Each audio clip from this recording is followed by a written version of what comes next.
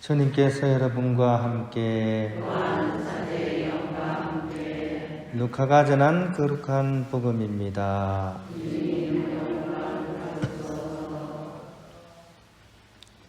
그때 예수님께서 군중에게 말씀하셨다. 너희는 구름이 서쪽에서 올라오는 것을 보면 곧 비가 오겠다 하고 말한다. 과연 그대로 된다. 또 남풍이 불면 더워지겠다 하고 말한다. 과연 그대로 된다.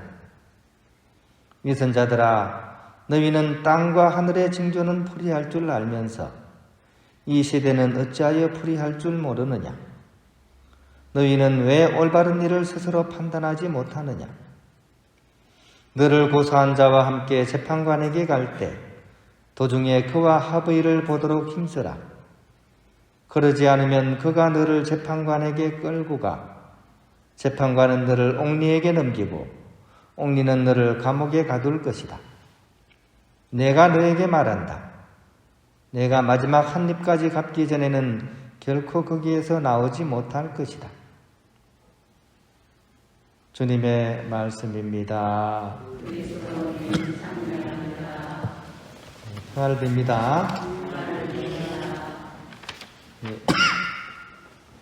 일본 후쿠시마에서 원전 사고가 난 지가 한 10년 정도 더 됐습니다. 그죠? 근데 우리는 이제 거의 다 지금 잊어버렸죠. 그죠? 하지만 여전히 진행 중인 그런 재앙입니다. 무서운 일은 그러면 언제 일어나느냐? 사고 났을 때만 일어나느냐? 그게 아니라 앞으로 20년, 30년 후까지 그죠? 계속 이 재앙은 계속 이렇게 이어져 가게 될 것입니다. 근데 그보다 더 무서운 일은 그런 사고의 징조를 보고서도 눈앞의 이익 때문에 복지부동하려는 그런 정신적인 무기력이 사실은 가장 무서운 것이라고 할 수 있습니다. 이 징조의 이야기는 과연 누구의 이야기일까요? 바다 건너 일본 사람들의 이야기일까요? 아니죠. 이게 사실은 우리 이야기입니다. 바로 옆집에 그런 원전 사고를 목격하고서도 또 그 오염수를 꼼수로 바다에 버리는 그들의 못된 행동을 비난하면서도 현실의 이익과 편리를 내세우면서 여전히 핵발전소를 이렇게 건설하고 있고 그것을 지지하는 사람들이 많습니다. 지금 어디서 이렇게 이만한 에너지를 얻을 수 있는가? 이렇게 얘기를 하면서 강행을 이렇게 하려고 합니다. 이것은 눈앞의 이익에 집착한 나머지 다가올 미래의 쓰나미에 눈 감고 아웅하는 겁니다. 좀 보이거든요. 어떤 일이 벌어질지. 그런데도 불구하고 지금 현실의 이익을 놓고 싶지 않은 거예요. 일본 원전 사고도 사실은 이런 이익을 예상을 했습니다. 했는데도 불구하고 돈 좀 아끼려고 무리하게 하다가 그리고 사고가 나서도 그 공장을 놓치기 싫어가지고 버티다가 이제 이렇게 사고가 커진 경우거든요. 오늘 복음 속에 예수님 말씀처럼 우리는 징조를 보면서 시대를 읽을 수 있는 그리고 올바른 방향을 위한 그런 선택을 할 수 있는 그런 능력을 키워갈 수 있어야 될 것 같습니다. 독일의 경우에는 2022년이죠. 그죠? 내년까지 사실은 원자력을 완전 포기하기로 결정을 했고 유럽도 사실은 그런 방향으로 가고 있습니다. 심지어 중국도 그 방향으로 가고 있습니다. 한국은 정반대로 지금 가다가 지금 약간 좀 걸음만 조금 늘어진 그런 상황입니다. 그 설계 수명을 다한 그런 원전을 수명 연장으로 겨우겨우 쓰다가 지금 해체도 못하는 상황이 우리의 상황입니다. 예를 들어서 고리 원전 1호기 같은 경우에는 가동 중단을 하기로 결정을 했습니다. 그런데 이게 쉽게 이렇게 해결할 수 있는 문제가 아니거든요. 왜냐하면 가동하는 건 쉽지만 물론 그것도 기술이 있어야 되겠죠.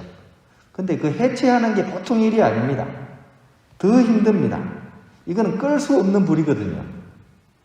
그래서 원전을 해체하고 그 다음에 거기에 남은 사용 후 핵연료로 처리하는 게 이게 보통 일이 아닙니다.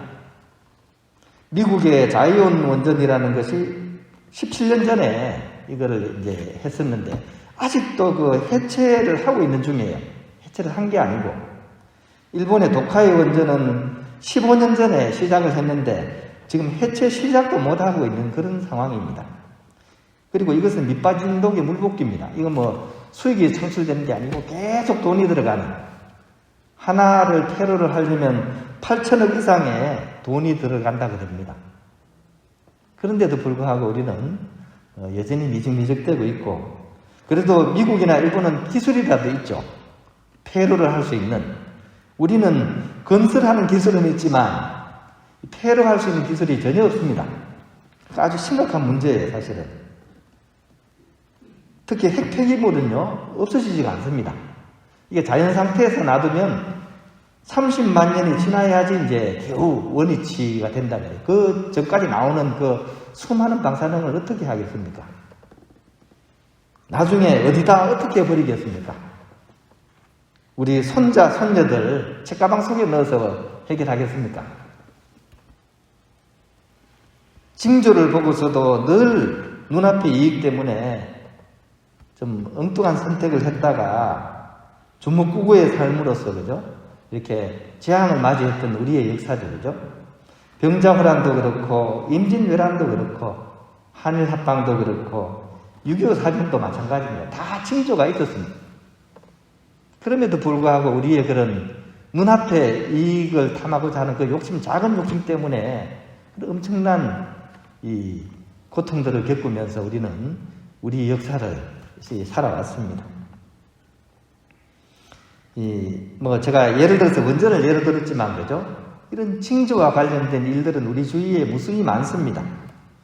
환경에 관한 문제도 그렇고, 그죠? 사회에 관한 문제도 그렇고, 교회 안의 문제도 그렇고, 하다못해 정치인 선택에 관해서도 마찬가지고, 또 내 가정의 어떤 중요한 문제들도 항상 징조가 어느 정도 보입니다. 오늘 복음에도 보십시오. 이 사람들이 구름이 서쪽에서 올라오는 거 보고 비 오겠다. 또 그 다음에 남풍이 불면 더워지겠다. 사람들이 다 압니다. 다 아는데도 불구하고 그 욕심 때문에 그 잘못된 선택을 해서 그 많은 그런 재앙들을 스스로 맞이하게 되는 그런 실수의 역사. 그게 어떻게 보면 인류의 역사이고 또 우리들의 그런 역사인지도 모르겠습니다. 오늘 복음 말씀은 바로 그런 의미에서 우리가 늘 성찰해야 돼. 징조를 보고서, 그죠? 깨어나서 올바른 선택을 할 수 있는 그런 우리의 삶이 되어갈 수 있도록 노력해야 할 것입니다. 공자님이 사람은 세 가지 부류가 있다고 그랬습니다. 생이지지가 있고, 학이지지가 있고, 고니지지가 있습니다. 생이지지는 나면서부터 아는 사람입니다. 이런 사람은 거의 없습니다. 학이지지는 열심히 공부해가지고 좀 아는 사람입니다. 고니지지는요, 아주 큰 곤란을 겪고서야 겨우겨우 조금씩 이렇게 바뀌어가는 사람, 고니지지입니다. 근데 왜 우리는 늘 그런 고니지지의 삶을 면치 못하고 있는가? 이것을 오늘 이 복음과 이렇게 연관해서 한번 묵상을 해보면 좋겠습니다. 최소한 학이지지는 돼야 되거든요. 왜 우리는 늘 이렇게 곤란을 겪어서야 조금씩 바뀌어가는가? 그런 오늘 유다인들을 보면서 그 답답해하는 그런 예수님의 마음이 또한 우리를 향하고 있는 것 같습니다. 내 삶 주위에 그런 징조들을 잘 성찰하고 주님과 함께 올바른 선택을 해나갈 수 있는 그런 우리의 삶이 되어야겠습니다.